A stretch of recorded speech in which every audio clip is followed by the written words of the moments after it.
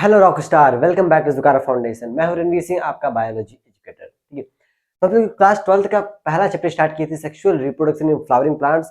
उसका आज last lecture है। आज ये चैप्टर एकदम फिनिश होने वाला है। ठीक, जैसे ही चैप्टर फिनिश होगा उसके अगले दिन हम लोग इस चैप्टर के जितने भी पीवाईक्यूज बन सकते हैं, मतलब जितने भी क्वेश्चन बन सकते हैं, सारे क्वेश्चन को हम लोग डिस्कस करेंगे। ठीक, तो हम लोग स्टार्ट करते हैं आज सीड डोरमेंसी। ठीक है, सीड डोरमेंसी क्या होता है वो देखते हैं।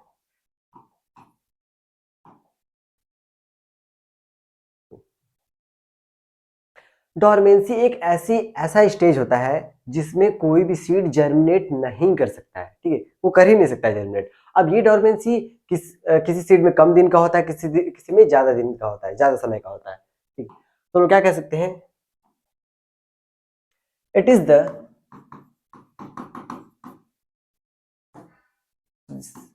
State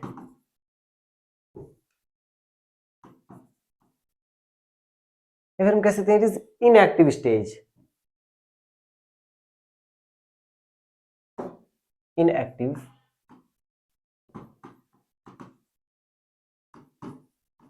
stage in which seed cannot germinate।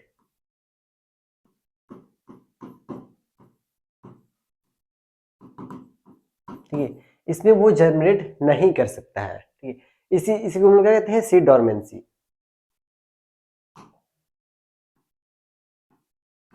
Known as seed dormancy. और यहीं पर एक क्वेश्चन और कि सीड की जो डोरमेंसी है उसके लिए रिस्पॉन्सिबल कौन सा हार्मोन होता है, एग्जाम में बहुत बार पूछा गया है। इसके लिए रिस्पॉन्सिबल होता है एब्सिसिक एसिड। रिस्पॉन्सिबल हार्मोन,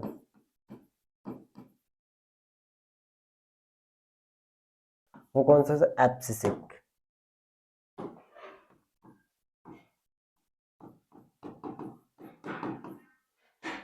ठीक है, एब्सिसिक एसिड ये रिस्पॉन्सिबल हार्मोन होता है सीड की डोरमेंसी के लिए। ठीक, अब क्या होता है, जो सीड डोरमेंसी होता है, देखते हैं किस में ज्यादा दिन का होता है। एनसीईआरटी में दो एग्जांपल दिया हुआ है, एक दिया हुआ है लुपिनस आर्क्टिकस और दिया हुआ है फेनिक्स डेक्टाइलिफर। ठीक है, दोनों में डोरमेंसी हम लोग देखते हैं।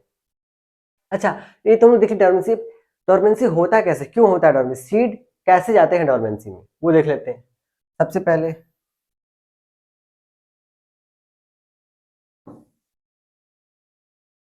नेक्स्ट पेज ले लेते हैं। ठीक है, सबसे पहले क्या होता है, पहला पॉइंट,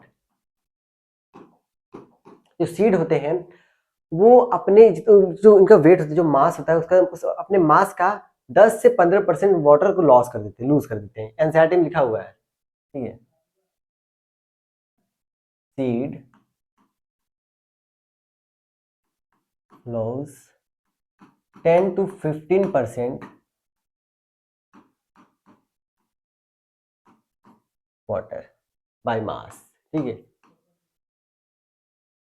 इतना परसेंट वाटर लॉस कर देते हैं, और वाटर के लॉस करने की प्रॉपर्टी को हम लोग डिहाइड्रेशन कहते हैं। ठीक है, तो ब्रैकेट में हम लोग लिख सकते हैं डिहाइड्रेशन।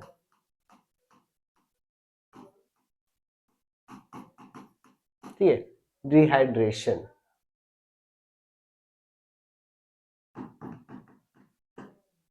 डिहाइड्रेशन। और क्या होता है, अब जब वाटर लॉस हो जाएगा तो उसमें जो एंजाइम्स होंगे वो प्रॉपर वर्क नहीं करेंगे। ठीक है, तब क्या होगा, एंजाइम नॉट वर्क प्रॉपरली। अब एंजाइम वर्क नहीं करेंगे, इसका मतलब उसमें जो मेटाबॉलिक एक्टिविटी होगी वो स्लो डाउन हो जाएगा। ठीक है, अब क्या होगा, metabolic activities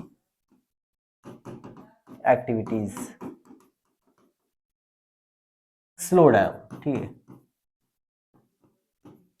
metabolic activity slow down. अब जब वो मेटाबॉलिक एक्टिविटी कम हो जाएगा तो जो सीड को जर्मिनेट करने के जो वो एनर्जी मिलनी चाहिए उसको मिलेगा नहीं, वो जर्मिनेट नहीं करेगा। ठीक है, तो सीड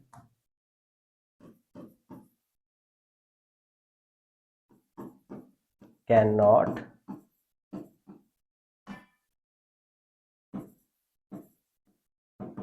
जर्मिनेट। ठीक है, सीड जनरेट नहीं करेगा। सबसे पहले पानी लॉस कर देगा, पानी लॉस करेगा तो एंजाइम काम नहीं करेंगे, एंजाइम काम नहीं करेंगे तो मेटाबॉलिक एक्टिविटी जो है स्लो हो जाएगी, और जब मेटाबॉलिक एक्टिविटी स्लो हो जाएगा तो सीड जनरेट नहीं कर सकता है। अब हम लोग देखते हैं सीड की डोरमेंसी कितनी कितनी हो सकती है। एनसीईआरटी में 2 एग्जाम्पल दिया हुआ है, ठीक है। पहला एग्जाम्पल दिया हुआ है ल्यूपिनस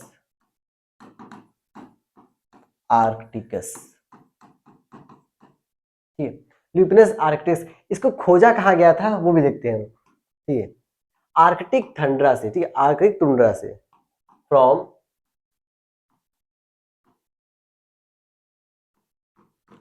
आर्कटिक टुंड्रा, ठीक है, पूरा बर्फ वाला इलाका आर्कटिक टुंड्रा। ये जो लिपनस आर्कटिकस था, इसका जो सीड होता है वो यहाँ पर पाया गया था, बर्फ में धंसा हुआ था, ठीक है। इसको जो इसकी डोरमेंसी बताई गई वो 10,000 साल बताई गई। अब जरूरी नहीं कि 10,000 साल हो, तो साइंटिस्ट ने जो खोजा था तब ये उतना पुराना था, 10,000 हो सकता है, इसकी 15,000, 20,000, 25,000 भी हो सकता था डोरमेंसी, ठीक है। तो ल्यूपिनस आर्कटिकस ये वो प्लांट है, इसका खोजा कहाँ गया था, आर्कटिक टुंड्रा में खोजा गया था। इसकी डोरमेंसी कितनी है, 10,000 ईयर्स एगो, ठीक है। इसकी डोरमेंसी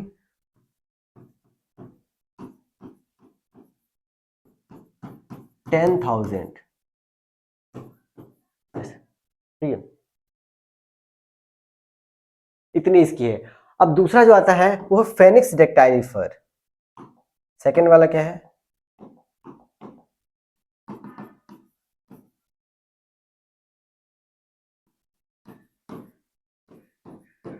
फेनिक्स डेक्टाइलिफर। इसको पाया गया था किंग हेरोल्ड पैलेस, ठीक है, फ्रॉम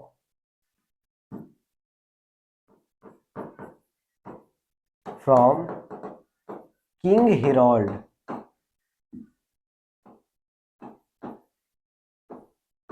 किंग हेरोड्स पैलेस, ठीक है, यहां पे इसको खोजा गया था।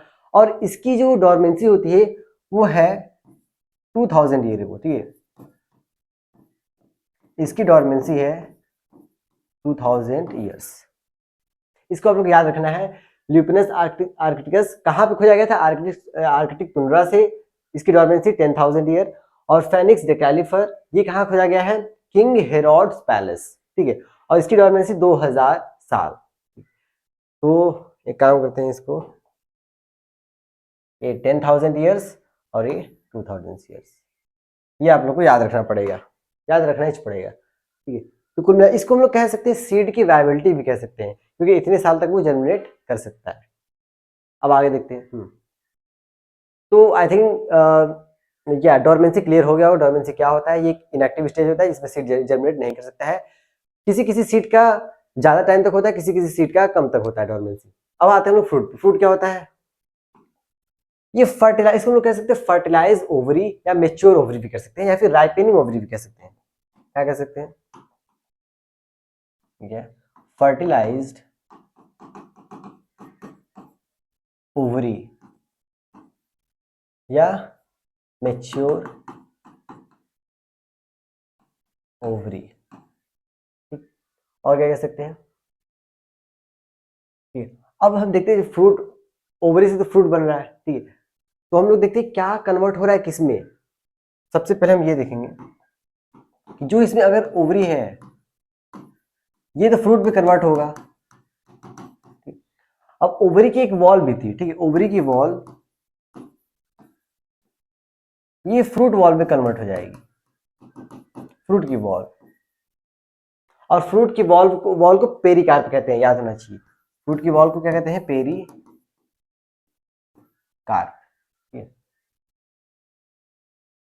ठीक। अब फ्रूट में होता क्या क्या है, फ्रूट में होता है सीड होता है, ठीक है, सीड होता है और सीड बॉल होता है।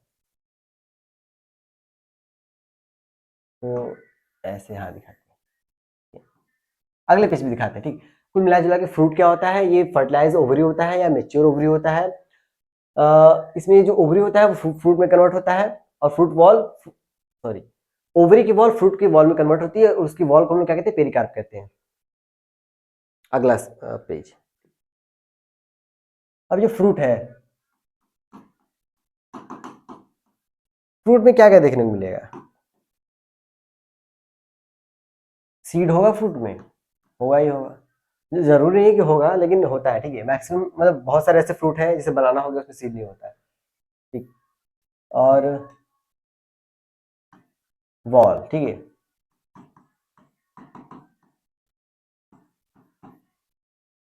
फ्रूट वॉल को भी मैंने बताया क्या कहते हैं इसको, पेरिकार्प कहते हैं।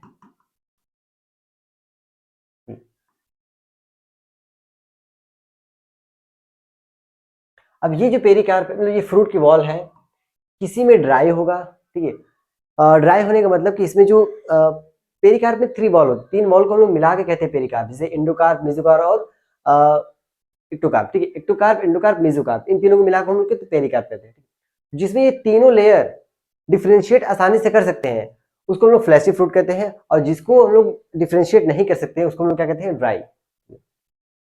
तो एक होता है ड्राई, कलर चेंज कर लेते हैं,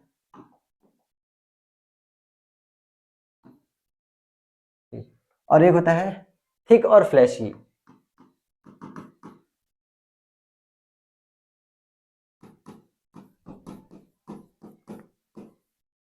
ठीक है, थिक और फ्लैशी, और एक होगा ड्राई। ड्राई में थिन होगा, पेन को थोड़ा सा पतला कर देते हैं,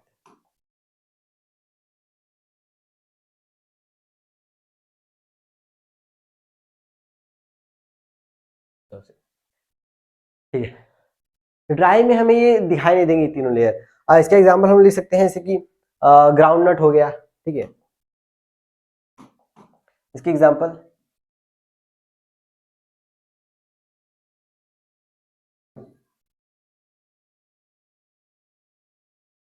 पेरिकार्प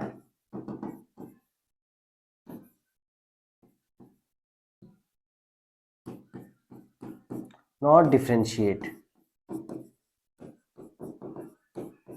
ठीक है। इसमें जो पेरिकार्प होगा हमें डिफरेंशिएट नहीं दिखाई देगा, ठीक है, आसानी से। तो इसके एग्जांपल कुछ हो जाएंगे जैसे कि मस्टर्ड हो गया और ग्राउंड नट, ठीक है। इसमें जो वॉल होती है वो थिन होती है, ठीक है। और हम उसमें तीनों जो तीनों वॉल है उसको हम लोग आसानी से डिफरेंशिएट नहीं कर सकते, हमें पता नहीं चलेगा, ठीक है। तो वो ड्राई फ्रूट में आएंगे।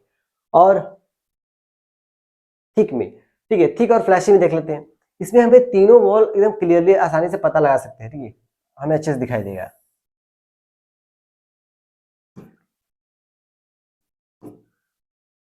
एक्टोकार्प,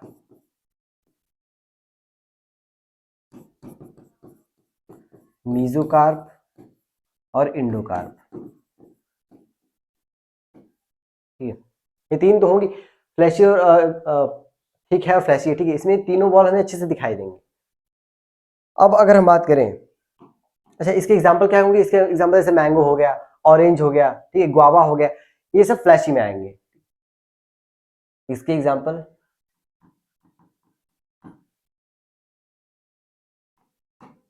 गुआवा हो गया, ठीक है, ऑरेंज हो गया, मैंगो हो गया, ठीक है, ये सब फ्लैशी में आएंगे। अब हम बात करें, एक और होता है जिसका नाम आपने सुना होगा, ड्रूप फ्रूट, ठीक है। बहुत लोग इस कंफ्यूजन है, ड्रूप क्या होता है, फ्लैशी क्या होता है, ड्राई क्या होता है, ठीक है। तो ड्रूप फ्रूट उसे कहते हैं जिसका एंडोकार्प, हार्ड स्टोनी हो, उसे हम लोग क्या कहते हैं, ड्रूप फ्रूट, ठीक है। अगर ये जो इंडोकार्प है, if endocarp hard and stony, then it is called drupe fruit, okay, then it is called drupe fruit, ठीक है। तब उसे हम लोग ड्रूप फ्रूट कहते हैं। और इसके एग्जांपल क्या हो जाएंगे, जैसे आलमंड हो गया, मैंगो हो गया। मैंगो का जो इंडोकार्प होता है वो क्या होता है, हार्ड होता है, ठीक है। इसके एग्जांपल इसको ऐसे कर देते हैं, ठीक है। इसकी एग्जांपल मैंगो और आलमंड, ठीक है, ये इसके एग्जांपल हो गए। तो कुल मिला जुला के ड्राई और फ्लैशी हमने देख लिया। एक्टोकार्प, इंडोकार्प, मेसोकार्प क्या होता है, इन तीनों को मिलाकर हम लोग पेरिकार्प कहते हैं, जो कि फ्रूट की वॉल होती है। अब लोग देखते हैं टाइप्स ऑफ फ्रूट, ठीक है। अब लोग देखते हैं types of fruit, types of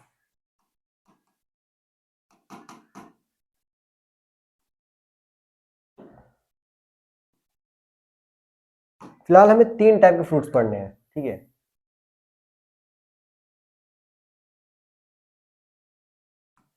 एक ट्रू, आप लोगों ने सुना होगा ट्रू, फॉल्स और पार्थिनोकार्पिक फ्रूट, ठीक है। एक होता है ट्रू फ्रूट,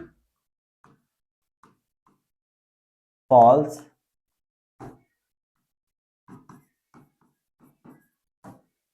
और पार्थिनोकार्पिक,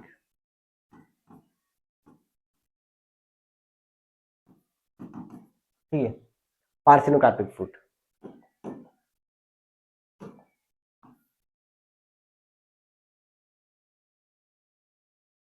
ठीक है। ये 3 फ्रूट पढ़ने हैं जो कि बहुत बार आते हैं एग्जाम में। अब ट्रू फ्रूट किसे कहते हैं, TR, ठीक है, ट्रू। ऐसे फ्रूट जो ओवरी से डेवलप होते हैं उसे हम लोग ट्रू फ्रूट कहते हैं, ठीक है। तो हम क्या कहेंगे, डेवलप फ्रॉम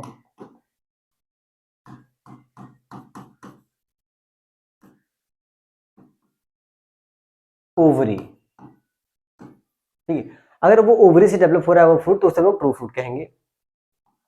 एग्जाम्पल,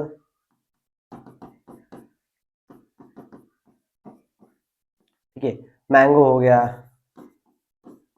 गुआवा हो गया, ठीक है। ये सब किसे आएंगे, ट्रू फ्रूट में आएंगे। अब फॉल्स फ्रूट क्या होता है, ऐसे फ्रूट जो डेवलप्स होते हैं फ्लोरल पार्ट से लेकिन ओवरी से नहीं, ओवरी के अलावा वो कहीं से भी डेवलप कर देंगे, जैसे कि थैलेमस हो गया, वहां से डेवलप कर जाएगा, ठीक है। तो हम क्या कह सकते हैं, डेवलप्स फ्रॉम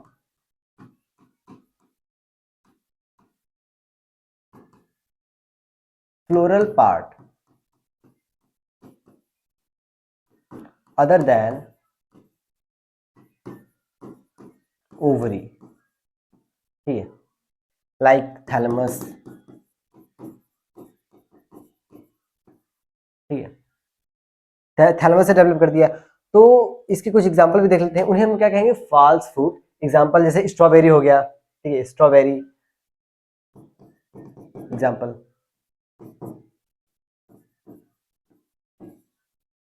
ठीक है, स्ट्रॉबेरी हो गया, पियर हो गया, कैज्यू, ठीक है। ये सब कैसे हैं, ये सब आएंगे फॉल्स फ्रूट में।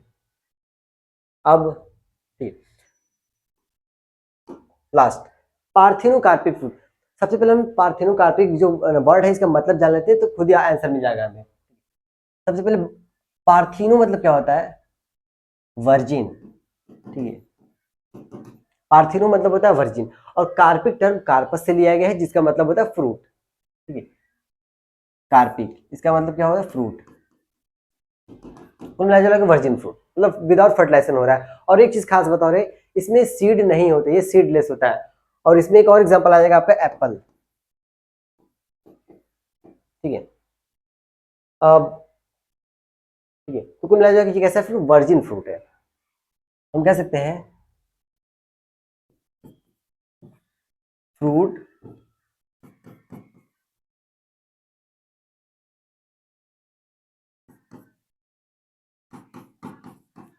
fruit develops from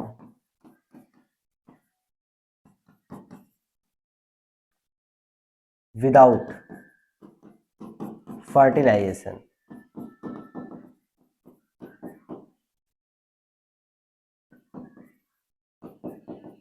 ठीक है। पहला पॉइंट, तो ये विदाउट फर्टिलाइजेशन से हो रहा है और ये सीडलेस होते हैं, ठीक है। ये फ्रूट कैसे होते हैं, सीडलेस होते हैं।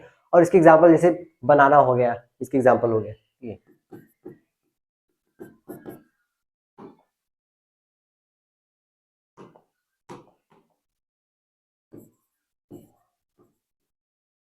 ठीक है, बनाना और ब्लैकबेरी, ठीक है। बनाना, ब्लैकबेरी, ये सब कैसे हैं, ये सब आएंगे पार्थिनोकार्पिक फ्रूट के एग्जांपल है, ठीक है। फ्रूट देख लिए, ट्रू, फॉल्स और पार्थिनोकार्पिक। पार्थिनोकार्पिक एग्जाम में बहुत बार, चाहे वो बोर्ड एग्जाम हो चाहे वो नीट का एग्जाम हो, दोनों में बहुत बार पूछा गया पार्थिनोकार्पिक फ्रूट। ठीक है, तो वर्जिन फ्रूट ये विदाउट फर्टिलाइजेशन के होते हैं, सीडलेस होते हैं।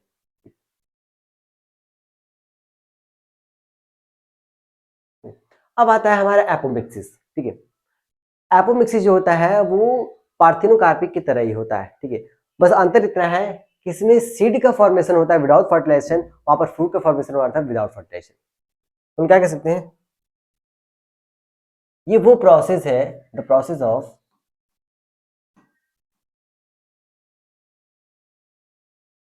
ऑफ फॉर्मेशन ऑफ सीड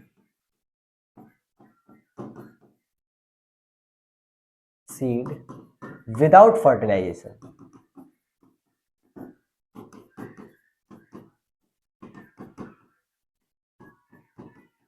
ठीक है, इसी प्रोसेस को हम कहते हैं एपोमिक्सिस। ठीक है,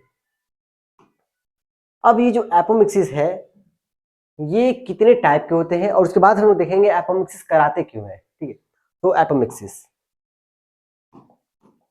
सबसे पहले अगर हम देखें एपोमिक्सिस के टाइप कितने होते हैं, अगले पेज पे देखते हैं। ठीक है, ताकि थोड़ा सा बढ़ा जाएगा।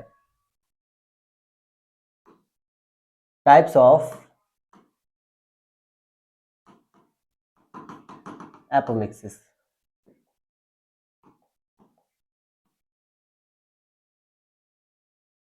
एक होता है एडवेंटिव और एक होता है रिकरेंट। ठीक है, एक होता है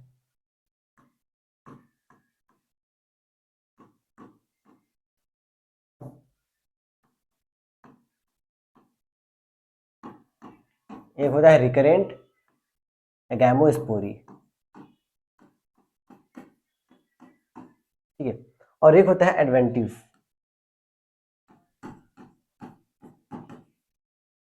ठीक है, एम्ब्रियोनी। एडवेंटिव एम्ब्रियोनी और एक होता है रिकरेंट गैमोस्पोरी। ये दो टाइप के होते हैं एपोमिक्सिस। होते तो और भी टाइप के हैं, लेकिन फिलहाल हमें तय पढ़ना है एनसीईआरटी में। ठीक, अब ये जो रिकरेंट होता है इसमें सीड का फॉर्मेशन तो होगा लेकिन उसमें कोई भी सिनगैमी, कोई भी फर्टिलाइजेशन नहीं होगा। ठीक है,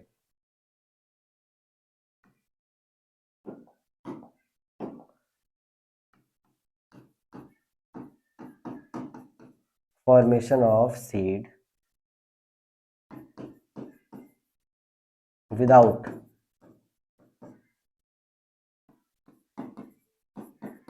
इसमें कोई मियोसिस नहीं होता। ठीक है, मियोसिस एंड सिनगैमी। ठीक है, कोई मियोसिस कोई सिनगैमी नहीं होगा, ये रिकरेंट में आता है। अब रिकरेंट के भी दो टाइप होते हैं, एक होता है रिकरेंट और एक होता है नॉन रिकरेंट। ठीक है,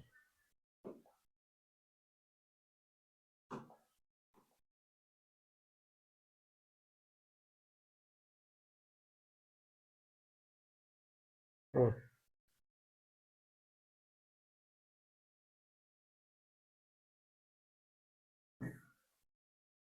ठीक है, इसके भी दो टाइप होते हैं।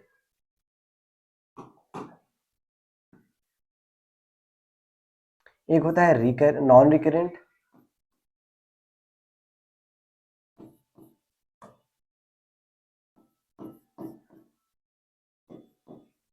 और एक होता है रिकरेंट।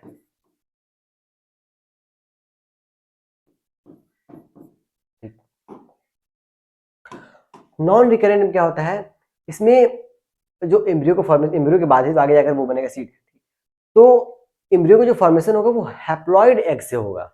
ठीक है, फॉर्मेशन ऑफ एम्ब्रियो। ठीक है, और ये जो एम्ब्रियो होगा हैप्लॉइड एग सेल से हो रहा है, तो कैसा होगा, हैप्लॉइड होगा। Embryo from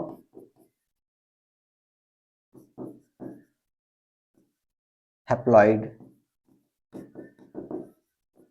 egg. ठीक है, हैप्लॉइड एग से हैप्लॉइड एम्ब्रियो का फॉर्मेशन हो रहा है, इसी को हम लोग क्या कहते हैं, नॉन रिकरेंट। रिकरेंट में क्या होगा, इसमें डिप्लॉइड से बनेगा। ठीक है, बता रहे फॉर्मेशन ऑफ ऑफ एम्ब्रियो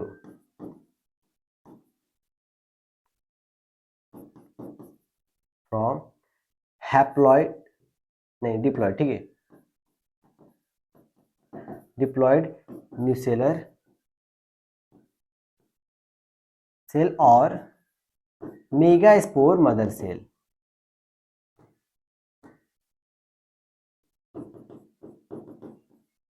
ठीक है, मेगास्पोर मदर सेल।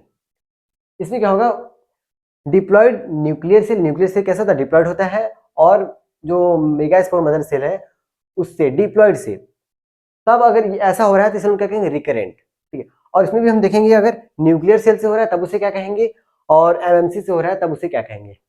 कुल मिला चलो ये किस में आएगा, रिकरेंट में। अभी इसके आगे हम लोग देखेंगे, क्या देख ही लेते हैं। ठीक है, पेज को थोड़ा सा और छोटा कर देते हैं।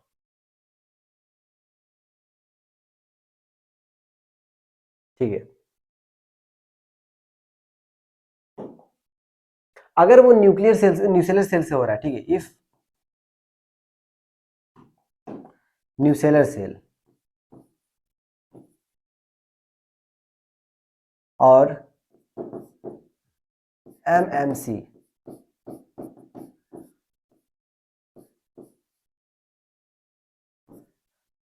अगर न्यूक्लियर सेल से बन रहा है,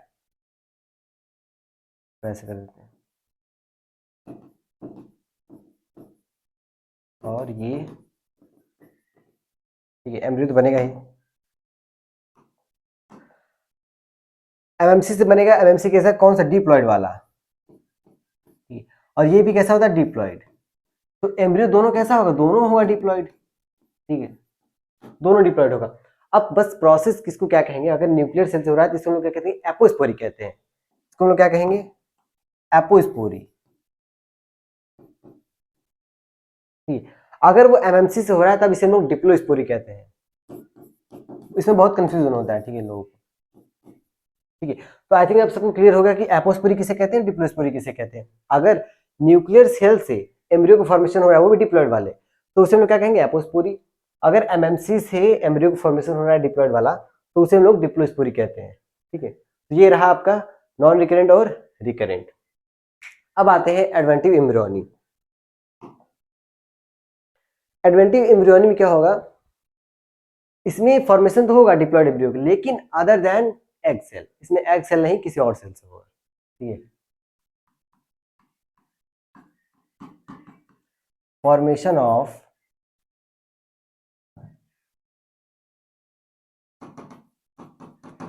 diploid embryo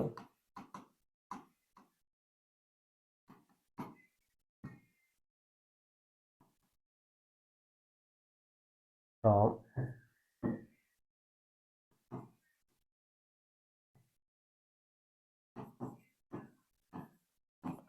other than egg cell.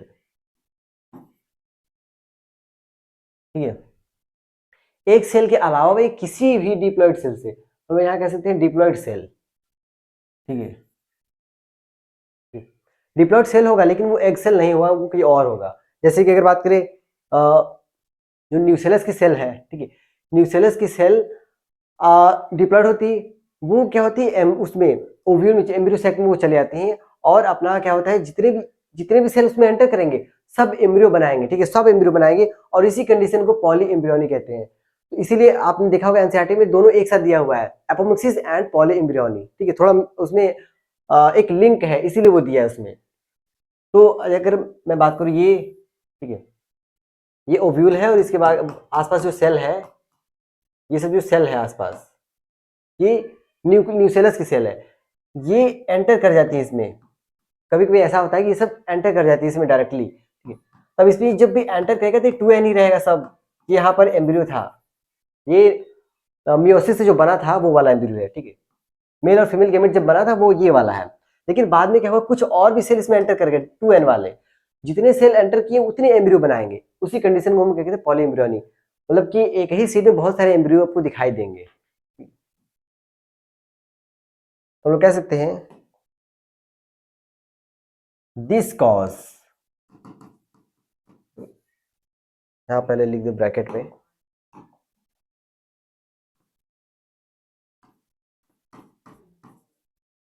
Nucellus और न्यूसेलस या इंटेगुमेंट, ठीक है।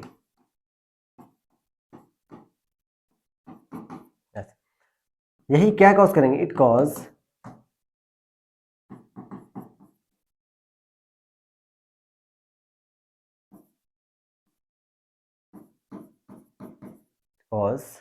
पॉली एम्ब्रियोनी, ठीक,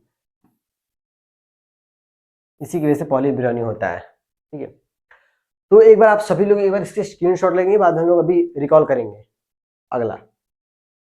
अब जो हमारा लास्ट टॉपिक है वो पॉली एम्ब्रियोनी है। अच्छा, एक चीज और, ठीक है, एपोमिक्सिस हम लोग करा रहे हैं, ठीक।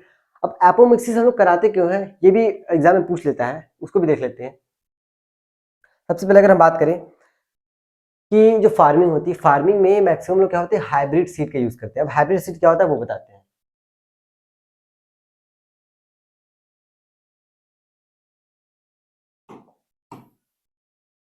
ठीक है, हाइब्रिड सीड क्या होता है वो बताते हैं।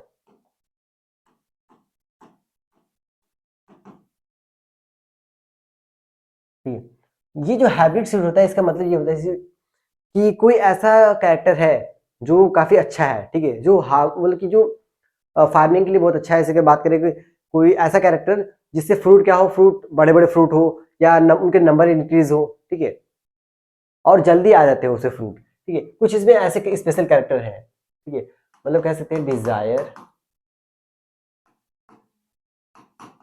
ठीक है, इसमें डिजायर कैरेक्टर होता है, जो हम चाहते हैं वो उसमें मतलब कि करा सकते हैं, ठीक है। तो वो क्या है, हाइब्रिड सीड है।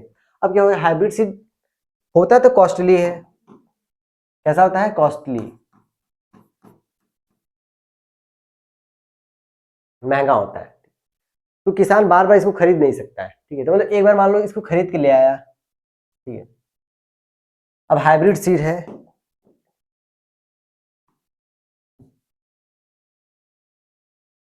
तो इससे जो प्लांट बनेगा, हाइब्रिड सीड उसको हम लोग जब वो जनरेट कराएंगे, जो उससे प्लांट बनेगा उस प्लांट में भी यही कैरेक्टर रहेंगे, ठीक है। जो कैरेक्टर हमें चाहिए उस प्लांट में होंगे वो कैरेक्टर।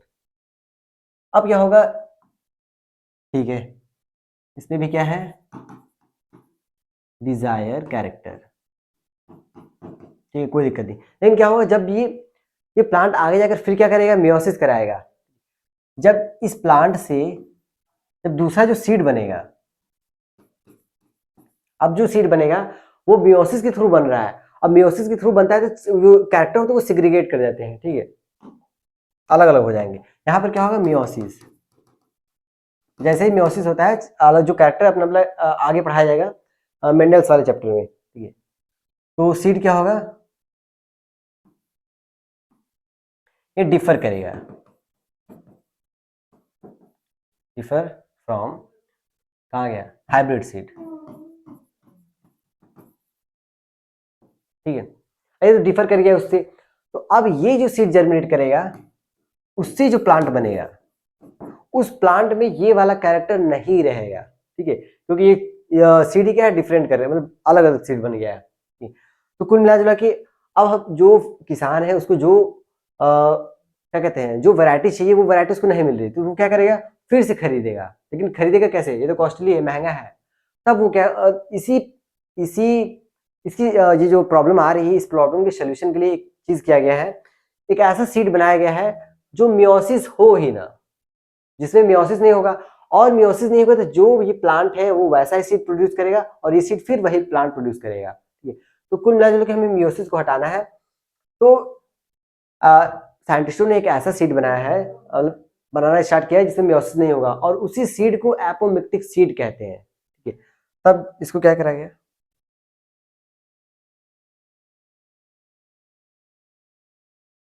ठीक है, इसका सॉल्यूशन क्या है,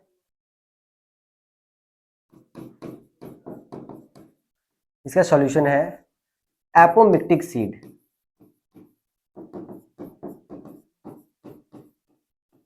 ठीक है, इसका यही सॉल्यूशन है, एपोमिक्टिक सीड। एपोमिक्टिक सीड क्या होता है, इससे मियोसिस नहीं होता है। दोज सीड, क्या कैसे,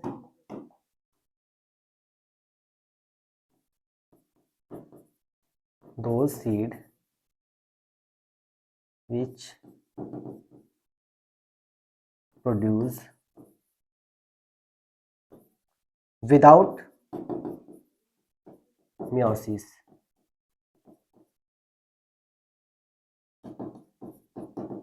ठीक है, ये वे सीड होते हैं जो बिना मियोसिस के प्रोड्यूस होते हैं, ठीक है, उन्हें हम लोग क्या कहते हैं, apomictic seeds.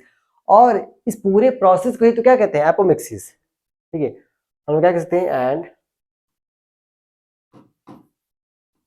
And process is called apomixis. ठीक है, इसी प्रोसेस को हम लोग क्या कहते हैं, एपोमिक्सिस। यहाँ तक किसी को कोई डाउट? आई थिंक किसी को डाउट तो नहीं होना चाहिए। मिला के हाइब्रिड सीड जिसमें डिजायर कैरेक्टर होंगे, जो हम चाह रहे हैं अच्छे अच्छे कैरेक्टर होंगे, वो जो प्लांट बनाएगा उसमें भी वही कैरेक्टर होंगे अच्छी। ठीक है, अब ये जो प्लांट मियोसिस कराएगा, सीड बनाएगा, इसमें वो कैरेक्टर क्या होगी, अलग हो जाएंगे, जो वो चाहिए वो नहीं मिलेगा उसको।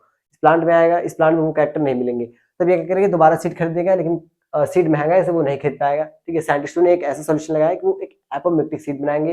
एपोमिक्टिक सीड में क्या होगा, मियोसिस नहीं होगा। अब मियोसिस नहीं होगा, सेम वही कैरेक्टर आगे बढ़ते चले जाएंगे।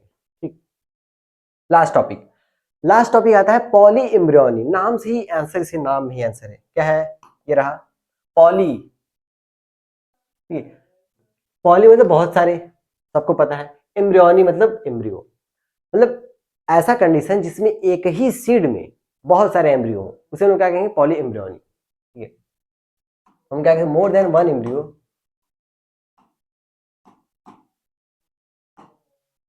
One embryo present in a seed. एक सीड में एक से ज्यादा एम्ब्रियो है तो इस कंडीशन को हम क्या कहते हैं, पॉली एम्ब्रियोनी। और इसके एग्जांपल क्या क्या है, एग्जांपल देख लेते हैं। तो मैंगो भी देखा गया है, ठीक है, मैंगो, सिट्रस, अपुंशिया। ठीक है, तो कुल मिलाकर हम लोगों ने पॉली एम्ब्रियोनी तक कवर कर लिया है। पूरा चैप्टर यहाँ फिनिश होता है आपका। एक बार हम लोग पूरा रिकॉल कर लेते हैं स्टार्टिंग से, स्पीड में रहेगा थोड़ा सा। ठीक है, सीड डोरमेंसी क्या होता है, सीड डोरमेंसी ये वो स्टेज होता है जिसमें कोई भी सीड जर्मिनेट नहीं कर सकता है। क्यों नहीं कर सकता है, क्योंकि ये इनएक्टिव में चला जा रहा है। और क्यों चला जा रहा है, क्योंकि इसमें क्या कर रहा है, सीड जो है अपने मास का 10 से 15% पानी का लॉस करता है, जिसकी वजह से एंजाइम का एक्टिविटी कम हो जाता है। अब एंजाइम का एक्टिविटी कम हो जाएगा तो क्या होगा, मेटाबॉलिक एक्टिविटी भी कम होगा। अब मेटाबॉलिक एक्टिविटी कम हो जाएगा तो क्या होगा, सीड है जर्मिनेट नहीं कर सकता, क्योंकि जब मेटाबॉलिक एक्टिविटीज होंगी नहीं तो उसमें एनर्जी कहाँ से मिलेगी, एनर्जी तब एनर्जी भी चाहिए होता है जर्मिनेट करने के लिए, एटीपी के फॉर्म में। ठीक है, अब कुछ सीड की जो डोरमेंसी ज्यादा होती है, कुछ की कम होती है। दो एग्जांपल एनसीईआरटी में जो है, लिपनस आर्क्टिकस, कहाँ मिला था हमें, आर्कटिक टुंड्रा में मिला था, इसकी डोरमेंसी 10,000 साल होती है। फेनिक्स डेक्टाइलिफेरा, ठीक है, ये हमें किंग हेरोड्स पैलेस में मिला था और इसकी डोरमेंसी होता है 2000 साल। फ्रूट क्या होता है, फर्टिलाइज ओवरी होता है, या मेच्योर ओवरी हम कह सकते हैं। ओवरी से फ्रूट बनता है, ओवरी की वॉल से फ्रूट की वॉल बनती है, जिसे हम पेरिकार्प कहते हैं। और पेरिकार्प जो होता है, पेरिकार्प में 3 लेयर होती है, एक्टोकार्प, मेसोकार्प और एंडोकार्प। मैक्सिमम लोगों को ये कंफ्यूजन होता है कोकोनट में, जो हम लोग कोकोनट में मेसोकार्प क्या होता है, कौन सा पार्ट मेसोकार्प कहलाता है। मैक्सिमम लोगों को लगता है जो लोग व्हाइट वाला खाते पार्ट वो मेसोकार्प होता है, लेकिन वो नहीं। बाहर जो ये अगर नारियल है, ये नारियल के बाहर आपने देखा होगा, ये जो ब्राउन ब्राउन वाला पार्ट होता है, ये जाल जैसा, ये मेसोकार्प होता है। ठीक है, ये मेसोकार्प होता है। अब आगे देखते हैं टाइप्स ऑफ फ्रूट में क्या होता है, फ्रूट में सीड होता है, फ्रूट की वॉल होती है, पेरिकार्प। ये 2 टाइप के होते हैं, एक ड्राई होते हैं, एक थिक होते हैं, यानी थिक और फ्लैशी होते हैं। ड्राई में हमें ये 3 वॉल होती है, वो आसानी से हम उसको अलग अलग नहीं कर देख सकते, पता नहीं कर सकते कौन सी लेयर कौन सी है। ठीक है, तो इसको हम लोग ड्राई कहते हैं। और इसके एग्जाम्पल मस्टर्ड और ग्राउंडनट। फ्लैशी और थिक में आसानी से दिखाया जाएंगे कौन से मेसोकार्प है, कौन से एंडोकार्प है, कौन से एक्टोकार्प है। ठीक है, एग्जाम्पल क्या है, गुआवा, ऑरेंज और मैंगो। उसमें भी अगर एंडोकार्प अगर हार्ड है, स्टोनी है, तो उसको हम लोग किसमें रखेंगे, ड्रूप फ्रूट में रखेंगे। अब वो उसके एग्जाम्पल क्या है, मैंगो और आलमंड। ठीक, लिखा है ना मैंने यहाँ, ड्रूप फ्रूट किधर गया, हाँ ये रहा ड्रूप, इसको आप लोग ऐसे कर लेंगे। ठीक है, ड्रूप फ्रूट। अगला types of fruit, true, false और पार्थेनोकार्पिक फ्रूट। ठीक, ट्रू फ्रूट उसे कहते हैं जो ओवरी से डेवलप करेगा, उसे हम लोग ट्रू कहेंगे। मैंगो और गुआवा इसके एग्जांपल है। फॉल्स फ्रूट किसे कहते हैं, वो डेवलप तो करेगा लेकिन ओवरी से नहीं, किसी और पार्ट से, जैसे कि थैलेमस से कर रहा है। तो इसके एग्जाम्पल क्या है, स्ट्रॉबेरी, पियर, एप्पल और कैज्यू। पार्थिनोकार्पिक, पार्थिनो का मतलब होता है वर्जिन, कार्पिक का मतलब होता है फ्रूट। ठीक है, तो ऐसे फ्रूट जो विदाउट फर्टिलाइजेशन के हो रहे हैं उन्हें हम लोग पार्थिनोकार्पिक फ्रूट कहते हैं और ये सीड लेस होते हैं। एग्जाम्पल क्या है, बनाना, ब्लैकबेरी। आगे देखते हैं एपोमिक्सिस क्या होता है, the process of formation of seed without fertilisation, इसे हम लोग क्या कहते हैं, एपोमिक्सिस कहते हैं। टाइप्स ऑफ एपोमिक्सिस क्या होता है, एक होता है रिकरेंट एगामेस्पोरी और एक होता है एडवेंटिव एम्ब्रियोनी। इसमें क्या होता है, formation of seed without meiosis और सिंगैमी। इसमें कोई मियोसिस कोई सिंगैमी नहीं होगा। ये भी दो टाइप के होते हैं, नॉन रिकरेंट और रिकरेंट होते हैं। फॉर्मेशन ऑफ एम्ब्रियो, इसमें हैप्लॉइड एम्ब्रियो का फॉर्मेशन होगा हैप्लॉइड एग सेल से। ठीक है, इसमें क्या होगा, formation of from diploid nuclear cell या एमएमसी। ठीक है, ये न्यूक्लियर सेल है और ये मेगा मदर सेल है, ये दोनों डिप्लॉयड होंगे। अगर इन दोनों चीज में से किसी से बन रहा है तो उसे लोग रिकरेंट कहेंगे। उसमें भी अगर न्यूक्लियर सेल से बन रहा है तो उसे लोग एपोस्पोरी कहेंगे, अगर एमएमसी से बन रहा है तो उसे लोग डिप्लोस्पोरी कहते हैं। अब आते हैं एडवेंटिव से। इसमें क्या होगा, डिप्लॉयड सेल से फॉर्मेशन होगा। ठीक है, लेकिन एग नहीं होगा, बाकी कोई भी हो डिप्लॉयड सेल वहां से फॉर्मेशन हो रहा है तो उसे लोग क्या कहेंगे, एडवेंटिव एम्ब्रियोनी। और यही कारण अगर न्यूसेलर सेल है, इससे अगर बन रहा है, ठीक है, इससे अगर एम्ब्रियो बन रहा है तो उसे लोग क्या, इसी के कारण क्या होता है, पॉली एम्ब्रियोनी होता है। ठीक, जैसे मैंने भी बताया था, ये ओव्यूल है, इसके बाहर जो सेल है न्यूसेलस की सेल, ठीक है, न्यूसेलस की सेल, एक तो यहाँ फर्टिलाइजेशन हो चुका है पहले, एक एम्ब्रियो बन चुका है, लेकिन बाद में क्या होता है कि कुछ सेल्स इसमें एंटर कर जाती हैं। ठीक है, न्यूसेलस की कुछ सेल्स एंटर कर जाती हैं जो कि डिप्लॉयड होती हैं, उसे मियोसिस कोई जरूरत नहीं है, वो आराम से अपना एम्ब्रियो बना देगा। तो जितनी सेल एंटर करेंगे उतनी एम्ब्रियो बन जाएगी। ठीक है, इस कंडीशन को पॉली एम्ब्रियोनी कहते हैं, वो इसी की वजह से होता है। अगला,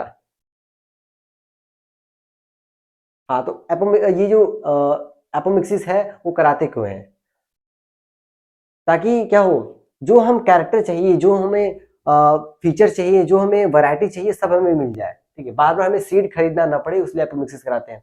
हाइब्रिड सीड था, उसमें डिजायर कैरेक्टर उसे कहते हैं, जो हम चाहिए उसी कैरेक्टर को डिजायर कैरेक्टर कहते हैं। तो उससे प्लांट बना, सेम वही कैरेक्टर इसमें भी होगा, लेकिन प्लांट से जब सीड बनेगा तो उसमें क्या होगा, मियोसिस होगा ही। ठीक है, तो मियोसिस होगा तो जो सीड का जो कैरेक्टर था वो डिफर करेगा, चेंज हो जाएगा। प्लांट में जो कैरेक्टर आएगा वो भी चेंज रहेगा। तो इसका सॉल्यूशन क्या है, एपोमेट्रिक सीड। एपोमेट्रिक सीड किसे कहते हैं, अगर ऐसा सीड जो बिना मियोसिस से बन रहा है उसे हम लोग एपोमेट्रिक सीड कहते हैं, और इस पूरे प्रोसेस को हम लोग कहते हैं एपोमिक्सिस कहते हैं। ठीक है, पॉली एम्ब्रियोनी क्या होता है, अगर एक ही सीड में एक से ज्यादा एम्ब्रियो प्रेजेंट है तो उसे हम लोग पॉली एम्ब्रियोनी कहते हैं। एग्जांपल क्या है, मैंगो और सिट्रस। तो आई होप आज ही चैप्टर पूरा खत्म हो चुका है। अगर इस चैप्टर में किसी को भी कहीं भी कोई डाउट हो तो वो अपना कमेंट कर सकता है, उसके कमेंट का अगले वीडियो में सॉल्यूशन दे दिया जाएगा।